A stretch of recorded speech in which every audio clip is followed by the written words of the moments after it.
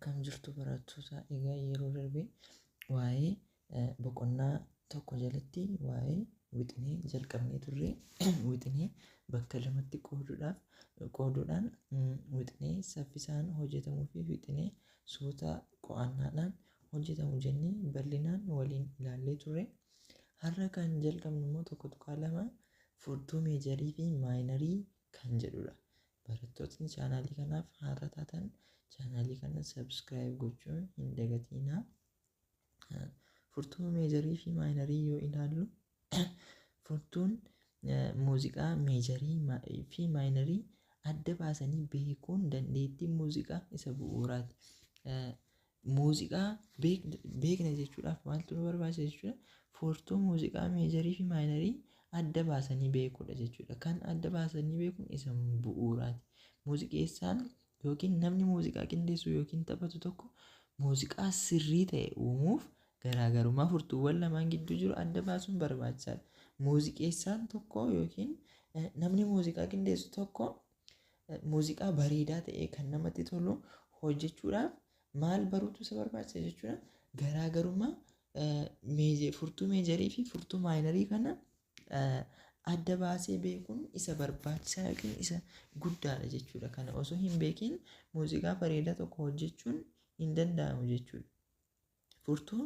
Furtuuwwan kana karaa salphaa lamatti fayyadamuun garaagara baasuun ni danda'ama. Isaanis inni jalqabaa yeroo muuziqaa dhaggeeffannu miira sagaleen sun nu keessatti uumu irratti hundaa'uun gargar baasuun ni danda'ama. Kana jechuun furtuu meejarii kan jennu yeroo muuziqaan taphatamu sagalee ol ka'aa ta'e kan akka miira gammachuu, miira nama jajjabeessu, hamilee namatti horuu fi nama kakaasu itti uumamanidha. Kanaafiyyuu furtuu meejarii kana maal jenna jechuudha. Furtuu meejarii jechuun yeroo muuziqaan taphatamu sagalee ol ka'aa ta'e kan qabudha jechuudha. Furtuu meejarii jechuun meejar jechuun ingilifumaan hiikasaa yoo ilaaltanii meejar jechuun ol ka'aa yookiin barbaachisaa yookiin guddaa jechuudha. Kana furtuu meejarii kana yoo ilaallu miira gammachuu, miira nama jajjabeessu, hamilee namatti horuu fi nama kakaasu itti uumamanidha. Kanaafiyyuu muuziqaa yoo dhaggeeffattan riitmii ariifataadhaan miira nama jajjabeessu, miira gammachuu namatti uumuun kan sagalee ol ka'aa ta'e qabu yoo ta'e maal jechuudha? Furtuu meejariidha jechuudha. Furtuu meejarii jechuun gabaabama isaatti yeroo muuziqaan sun taphatamu sagalee ol ka'aa ta'e kan qabudha. Sagalee ol ka'aa jechuun sagalee itti dabalanii ol kaasan osoo hin ta'in riitmii ariifataadhaan kan deemu miira gammachuu kan qabu jechuudha. Furtuu maayinarii kan jennu immoo yeroo muuziqaan taphatamu iddoo sagaleen gadi bu'aa itti uumamu kan agarsiisudha. Kana jechuun maayinar jechuun hiika ingiliffaasaa yoo ilaaltan maayinar jechuun gadi bu'aa yookiin xiqqaa jechuudha. Maayinariin kun immoo maal agarsiisa jechuudha? Iddoo sagaleen gadi bu'aa itti uumamu kan agarsiisudha. Inni lammaffaan furtuu meejarii fi maayinarii sagalee nootaa jalqabaa ka'umsaa fi iskeeliitti fayyadaman irraa ka'uun adda baasuun ni danda'ama jechuudha. Inni jalqabaa iskeeliin tuuta piichiiwwan muuziqaa tartiibaan dabalaa deemuu yookiin hir'isaa deemuun barreeffaman yookiin taphatamanidha. Kana jechuun iskeeliin tartiiba sagalee qindaa'aa ta'eeti jechuudha. Maal jechuudha? Iskeelii jechuun muuziqaa tartiibaan dabalaa deemu jechuudha yookiin immoo hir'isaa kan deemu jechuudha. Kana jechuun tartiiba sagalee qindaa'aa ta'eeti jechuudha. Iskeelii hiikuma iskeelii yoo ilaallu hiikti iskeelii maal jechuudha? Tartiiba sagalee qindaa'aa ta'eeti jechuudha. Akkuma walitti ibsametti iskeeliin tartiiba sagalee qindaa'aa ta'e innis akkuma aadaa biyya tokkootti akaakuuwwan garaagaraatu jira. Fakkeenyaaf iskeeliin warra dhihaa biratti beekamu diyaatoonikii iskeelii yoo ta'u piichiiwwan garaagaraa 7 of keessaa qaba. Innis tartiibni isaa tarkaanfii guutuu fi tarkaanfii walakkaa of keessaa qaba jechuudha. Iskeeliin tartiiba sagalee jenneerra. Tartiiba sagalee qindaa'aa ta'edha jenneerra jechuudha. Kanaafiyyuu akka aadaa biyyoota adda addaatti kan iskeelonni beekaman iskeelonni jijjiiruu jechuudha. Fakkeenyaaf kan warra dhihaa yoo ilaallu warri dhihaa iskeelii diyaatoonikiidha kan isaanii. Iskeeliin diyaatoonikii kun maalidha jechuudha? Piichiiwwan garaagaraa torba of keessatti kan qabatudha. Piichii diyaatoonikii iskeelii diyaatoonikii kan jennu piichii torba of keessaa qabaa jechuudha. Innis tartiibni isaa tarkaanfii guutuu fi tarkaanfii walakkaa kan of keessaa qabudha. Kan itti aanu immoo yoo ilaallu oktaabiidha. Oktaabiin maalidha? Sagalee 8ffaa irratti qal'atee kan of deebisu jechuudha.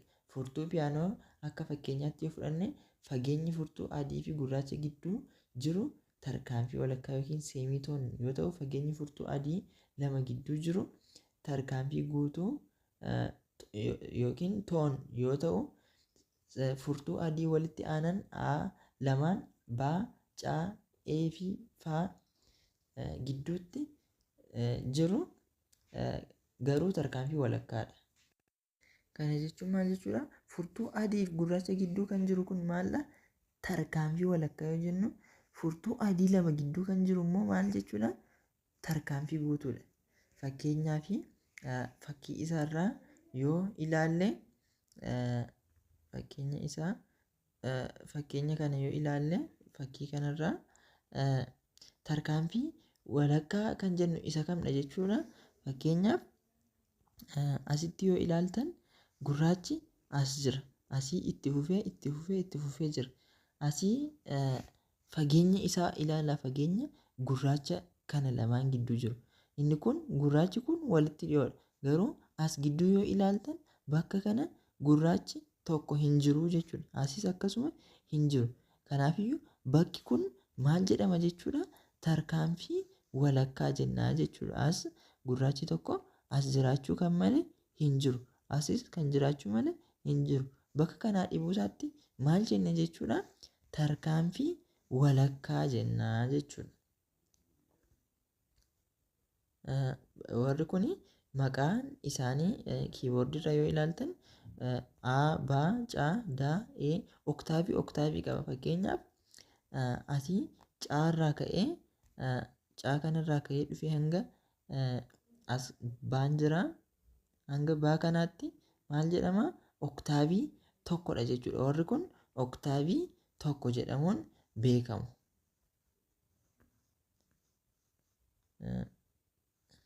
Akkasumas fageenyi furtuu gurraacha tokkoo fi kan biroo itti aanu gidduu jiru tarkaanfii guutuudha. Isaanis furtuu meejarii yeroo ijaarru sagalee 3ffaa fi 4ffaa akkasumas 7ffaa fi 8ffaa gidduu yeroo hunda tarkaanfii walakkaa yoo ta'u, kan hafan hundi tarkaanfii guutuudha. Ilaala, furtuu meejarii tokko yoo ijaarru maalidha jechuudha? Sagalee 3ffaa fi 4ffaa akkasumas 7ffaa fi 8ffaa gidduu yeroo hunda tarkaanfii walakkaa yoo ta'u, kan hafan hundi tarkaanfii guutuudha. Fakkeenyaaf bal'inaan kan agarsiisu kanarratti haa ilaallu. Asii yoo ilaallu asii 1 2 3 4 3ffaa fi 4ffaa gidduu jedhe. 3ffaa fi 4ffaa gidduu jechuun eessadha jechuudha? Asidha jechuudha. 3ffaa fi 4ffaa jechuun as gidduudha jechuudha. Bakka kana gidduu maaltu jira jechuudha? Tarkaanfii walakkaatu jira jechuudha. As gidduu tarkaanfii walakkaatu jira. Kanaaf 3ffaa fi 4ffaa gidduu. 3ffaa fi 4ffaa gidduu jechuun e fi faa gidduu jechuudha. E fi faa gidduu tarkaanfii walakkaatu jira jechuudha. Kan itti aanu immoo 7ffaa fi 8ffaa gidduudha. 7ffaa fi 8ffaa gidduu yoo ilaallu 1 2 3 4 5 6 7 7 fi 8 asidha jechuudha. 7 fi 8 eessa? Asidha jechuudha. Bakka kana maaltu jira jechuudha? Tarkaanfii walakkaatu jira. Asis tarkaanfii walakkaatu jira. Kanarraan kan hafe warra kana yoo ilaaltan hundi isaanii maalidha jechuudha? Tarkaanfii guutuudha jechuudha isaan. Warri kun tarkaanfii walakkaadha. Maaliif tarkaanfii walakkaa jedhamanii? Gurraachi iddoo isaanii hin jiru. Asii yoo ilaaltan bakka kana yoo ilaaltan gurraachi gidduu hin jiru. Bakka kanas yoo ilaaltan gurraachi gidduu hin jiru. Kanaafuu isaan tarkaanfii walakkaa jedhamu jechuudha. Adeemsi tartiiba isaa guutuu walakkaa guutuu walakkaa asii ingiliffa isaan yoo ilaaltan toon seemitoon ta'a jechuudha. Akka furtuu piyaanoo irratti akka asii gaditti kaa'ame ilaalii adda baafadhu jedha. Yoo ilaaltan asirraa yoo ilaaltan fakkii isa kanarratti bal'inaan hin agarsiisu. Isa kanarraa haa ilaallu. Asirraa yoo ilaaltan iddoo kamitti seemitooniif toonii akka ta'u ilaalla. Asitti yoo ilaaltan toon barreeffamaan isiniif ka'a. Toon seemitoon seemitoon. Asitti maaltu uumame jechuudha? Warri sii fi diin kun maalidha jechuudha? Tooniidha. Asii yoo ilaaltan immoo seemitooniidha. Maaliif seemitoonii ta'e? Iddoo gararraasaa gurraachi hin jiru jechuudha. Seemitoonii ta'a achitti. Asii F bira yoo dhuftan immoo F fuuldura isaa gurraachi jira waan ta'eef tooniitti deebi'a. Toon gurraachi fuuldura kan jiru jechuudha. Asii B irra gaafa geessan B fuuldura gurraachi hin jiru. Gaafa B bira ga'u maal ta'a jechuudha? Seemitoonii ta'a. Seemitooniitti jijjiiramaa jechuudha. Kanaafiyyuu toon seemitoon kan jennu akka kanaan adda baafachuu dandeenya. Warra gurraachi fuuldura jiru fakkeenyaaf as gurraachi jira toon jenna. Asis gurraachi jira toon jenna. As gurraachi hin jiru seemitoon jenna. As gurraachi fuuldura isaa jira toon jenna. Akkasuma inni kun immoo gurraachi fuuldura isaa jira toon. Inni kunis jira toon. As immoo yoo ilaallu gurraachi hin jiru seemitoon jenna jechuudha. Akka kanaan adda baasuu dandeenya jechuudha.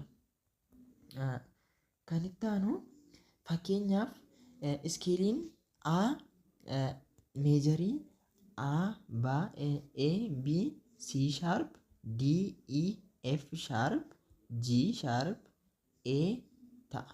Akkuma iskeelii meejarii iskeeliin maayinariis tartiiba tarkaanfii murtaa'aa ta'e tokko hordofeetu qindeeffama. Kana jechuun fakkeenyaaf piyaanoo tokko ni taphattu ta'e tartiiba meejarii A irratti akka taphatamu barbaaddu yoo ta'e meejarii A irratti kan taphatamu A, B, C sharp, D, E, F sharp, G sharp, A.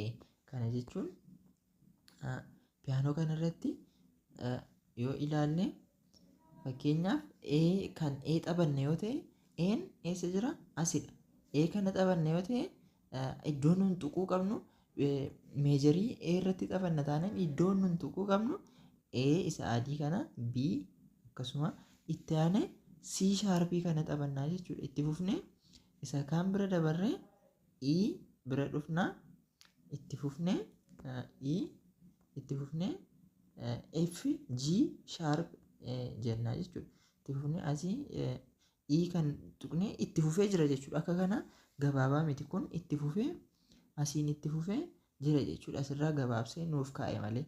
Kanaafiyyuu itti fufnee A, B, C sharp, E jedhee deebi'ee immoo isa dhaqa jechuudha. Asitti asii E jedhee asii itti fufee maal jedha jechuudha. Asii kaasee jira.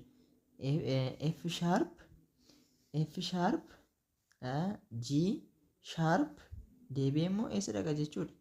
B dhufaa, A dhufaa jechuudha. Akka kanatti taphataa jechuudha. Kiiboordii kanarraa yoo shaakallu A'n eessatti argama? A'n asidha jechuudha. Asis jira dhufee asis jira jechuudha. A meejarii irratti gaafa taphatamu jechuun maal jechuudha? Asii kanarraa jalqaba jechuudha. Asii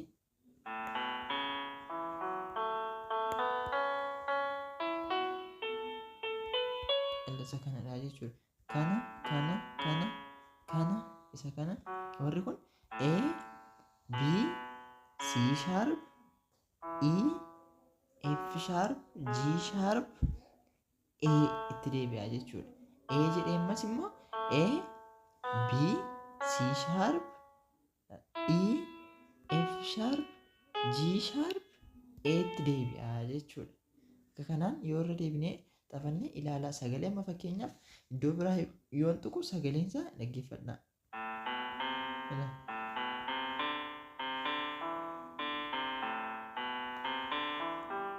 Warri kun hin ta'anii jechuudha. Isa A sharp irratti yoo taphannu immoo iddoo isaa iskeelii isaa dogoggoruu hin qabnu jechuudha.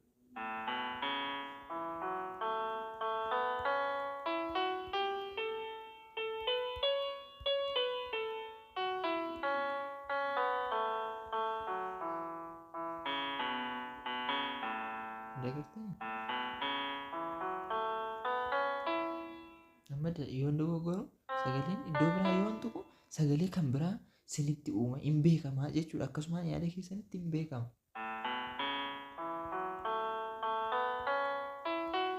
Akka kanatti adda baasuu dandeenya jechuudha. Sagalee isaa akka kanatti adda baasuu dandeenya.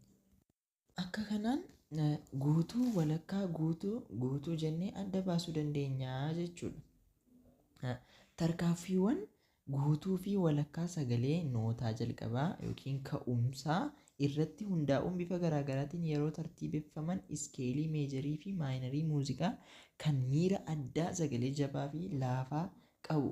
Kun immoo furtuu muuziqaa miira akkasii uuman kan akka furtuu meejarii fi furtuu maayinariitti qoodaman taasisaa jechuudha. Furtuu maayinarii fi furtuu meejarii jennee qoodna jechuudha. Kutaa itti aanu irratti maal ilaallaa? Furtuu meejarii kan jedhuu fi akkasumas furtuu maayinarii kan jedhu waliin kan ilaallu ta'a. Chaanalii kana sabskiraayib gochuun dagatinaa. Viidiyoon kun isinitti toleera yoo ta'e hiriyoota keessaniif qooduu akkasumas viidiyoo kana laayik gochuun kutaa itti aanu amma gadhiisnutti nu eegaa jennaan. Galatooma.